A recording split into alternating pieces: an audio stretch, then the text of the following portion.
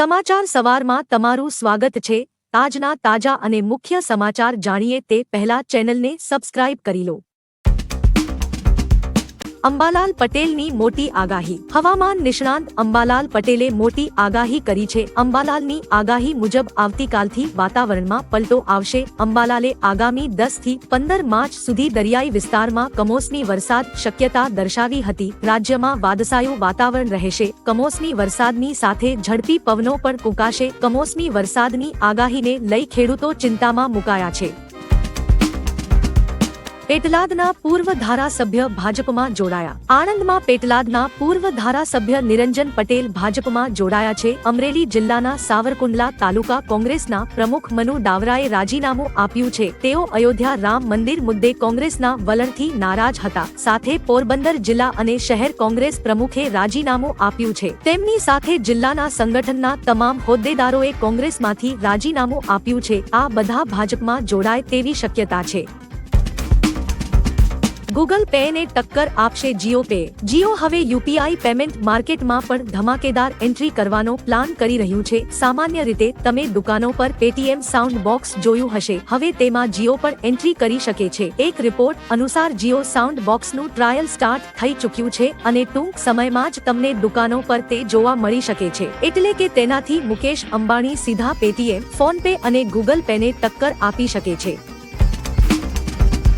ભાજપનું વધુ એક પાર્ટી સાથે ગઠબંધન। 2024ની લોકસભા ચૂંટણી માટે ભાજપ પોતાના જૂના સાથી પક્ષોને એનડીએમાં સામેલ કરી રહી છે। ટીડીપીના વડા ચંદ્રબાબુએ ભાજપ સાથે ગઠબંધનની જાહેરાત કરી છે। તેમણે પાર્ટીના મહત્વના નેતાઓ સાથે ગઠબંધનની જરૂરિયાત અંગે ચર્ચાઓ કરી હતી। રાજ્યને વર્તમાનમાં કેન્દ્રના સહકારની જરૂર છે। રાજ્યના હિત માટે આગામી લોકસભા ભાજપ અને જનસેના સાથે મળીને ચૂંટણી લડીશું। જો કોઈને ટિકિટ ન મળે તો નિરાશ થશો નહીં। આગળ મહત્વના સમાચાર હજુ બાકી છે, તેની શરૂઆત પહેલા વિડીયોને લાઇક કરીને તમારો સહકાર આપો।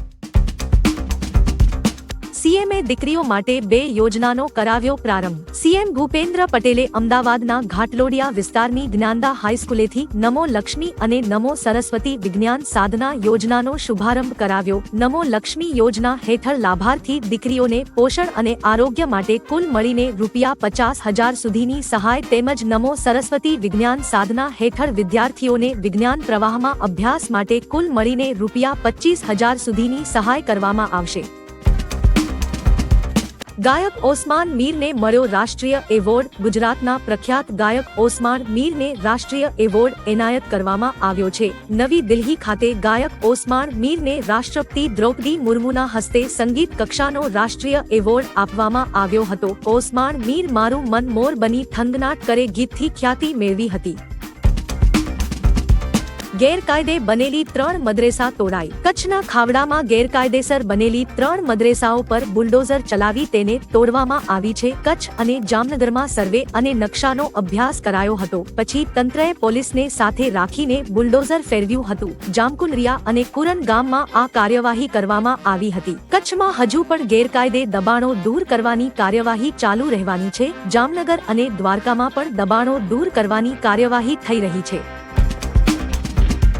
આવતીકાલે સોમવારથી ધોરણ 10 અને 12 બોર્ડની પરીક્ષાનો પ્રારંભ। રાજ્યમાં ધોરણ 10 અને 12ની બોર્ડની પરીક્ષા સોમવારથી શરૂ થવા જઈ રહી છે, જેમાં 15 લાખથી વધુ વિદ્યાર્થીઓ પરીક્ષા આપશે। બોર્ડના અધિકારીઓએ જણાવ્યું છે કે વિદ્યાર્થીઓને પરીક્ષા આપવા સમયે આકસ્મિક રીતે મોડું થાય અને કોઈ વ્યવસ્થા ન હોય તો 100 નંબર ઉપર સંપર્ક કરી શકે છે। પોલીસ વિભાગ મદદ કરશે। ઉપરાંત બોર્ડની પરીક્ષામાં સીસીટીવી દ્વારા સતત વોચ રાખવામાં આવશે।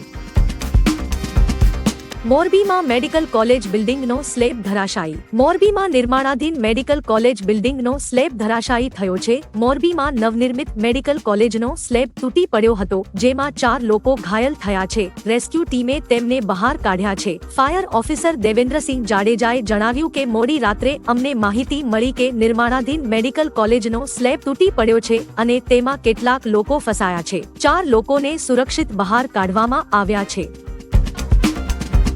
પીએમ મોદીએ લોકોને કરી આ ખાસ વિનંતી। ગઈકાલે વડાપ્રધાન નરેન્દ્ર મોદી આસામના પ્રવાસે હતા। અહીં પીએમ નરેન્દ્ર મોદીએ કાઝીરંગા નેશનલ પાર્કની મુલાકાત લીધી હતી। હાથીની સવારી કરતા તેમણે પાર્કની મુસાફરી કરી હતી। તેમના સોશિયલ એકાઉન્ટ પર કાઝીરંગા નેશનલ પાર્કની તસવીરો શેર કરી હતી। પીએમ મોદીએ દેશના લોકોને કાઝીરંગા નેશનલ પાર્કની મુલાકાત લેવા માટે અપીલ કરી।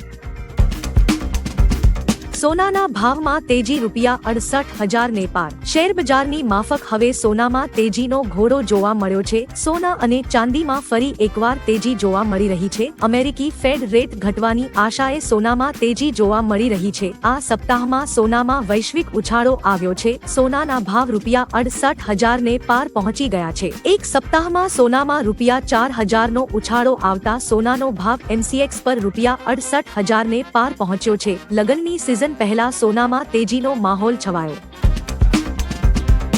શું મોહમ્મદ શમી લડશે ચૂંટણી? લોકસભા ચૂંટણીને લઈને ભાજપ પશ્ચિમ બંગાળમાંથી ક્રિકેટર મોહમ્મદ શમીને મેદાનમાં ઉતારી શકે છે। શમીએ રણજી ટ્રોફીમાં બંગાળ માટે રમતી વખતે ઝડપી બોલર તરીકે રાષ્ટ્રીય ખ્યાતિ મેળવી હતી અને તે હાલ પણ બંગાળ માટે સ્થાનિક ક્રિકેટ રમે છે। સૂત્રો મુજબ બીજેપી આ પ્રસ્તાવને લઈને પહેલાથી જ મોહમ્મદ શમીનો સંપર્ક કરી ચૂક્યું છે, જો કે અંતિમ નિર્ણય શમી પર રહેશે।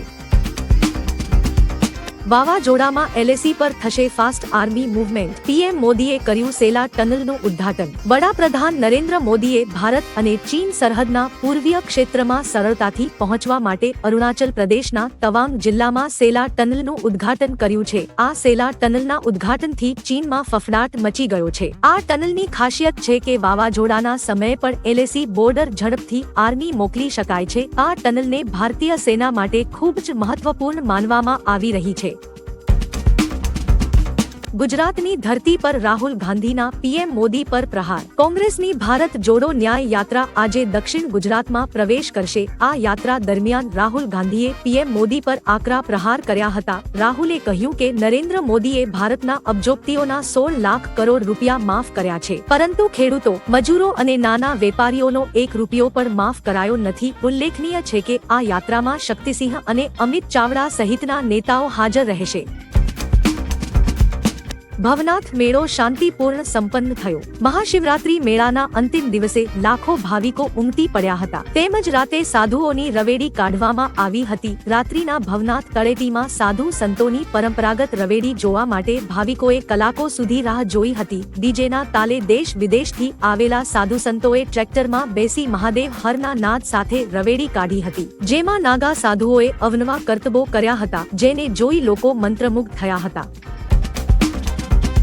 બેંગલુરુમાં પાણીની કટોકટી, કાર ધોઈ તો 5,000 નો દંડ। ગરમીની સિઝન પહેલા બેંગલુરુમાં પાણીની સમસ્યા સર્જાઈ છે। જો કોઈ વ્યક્તિ કાર ધોતા, બાગકામ, બાંધકામ, રસ્તાઓનું નિર્માણ અથવા પાણીના ફુવારાનો ઉપયોગ કરતો જોવા મળે તો તેની સામે તંત્ર દ્વારા કડક કાર્યવાહી કરવાનો આદેશ જારી કર્યો છે। આદેશનું ઉલ્લંઘન કરનાર વ્યક્તિએ ₹5,000નો દંડ ભરવો પડશે। શહેરમાં પાણીના ટેન્કર મંગાવવા છતાં પણ પાણીની તંગી દૂર નથી થઈ રહી।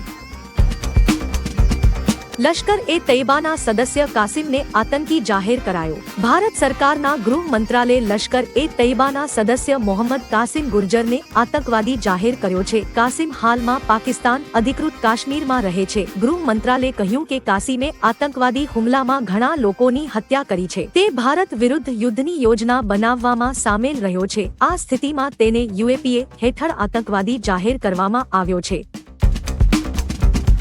ફોન મેન્યુફેક્ચરિંગ સેક્ટરમાં 15 લાખ નોકરીઓનું સર્જન થશે। ઇન્ફોર્મેશન ટેકનોલોજી મંત્રી અશ્વિની વૈષ્ણવે કહ્યું કે ભારતમાં બનેલા મોબાઈલ ફોનની માંગ સમગ્ર વિશ્વમાં ઝડપથી વધી રહી છે। ભારત આવનારા સમયમાં 50 થી 60 અબજ ડોલરના મોબાઈલ ફોનની નિકાસ કરશે। તેમણે કહ્યું કે ગત વર્ષની નિકાસની સરખામણીમાં આંકડો 5 ગણો વધારે છે। તેમણે કહ્યું ઇલેક્ટ્રોનિક્સ મેન્યુફેક્ચરિંગ સેક્ટરમાં આગામી દિવસોમાં 15 લાખ નોકરીની તકો ઊભી થશે। છોડને પાણી આપવા માટે દંડ લાગશે। કર્ણાટકની રાજધાની બેંગલુરુમાં જળસંકટ ગંભીર બની રહ્યું છે। પાણી પુરવઠા અને ગટર વ્યવસ્થા બોર્ડે છોડને પાણી આપવા અને કાર ધોવા જેવી પ્રવૃત્તિઓ પર પ્રતિબંધ મૂક્યો છે। બિન આવશ્યક હેતુઓ માટે પીવાના પાણીનો ઉપયોગ કરવા બદલ 5,000નો દંડ થશે। કોઈ વ્યક્તિ તેનું વારંવાર ઉલ્લંઘન કરશે તો તેણે 5,000 ઉપરાંત તેણે દરરોજ વધારાના 500 ચૂકવવા પડશે। બોર્ડે આમ કરનારાઓ સામે ફરિયાદ કરવા માટે 1916 નંબર પણ જારી કર્યો છે। વિડિયો નિહાળવા બદલ આભાર। આવતીકાલે ફરી મળીશું સવારે 6 વાગ્યે એકદમ નવા અને તાજા સમાચાર સાથે। Good bye.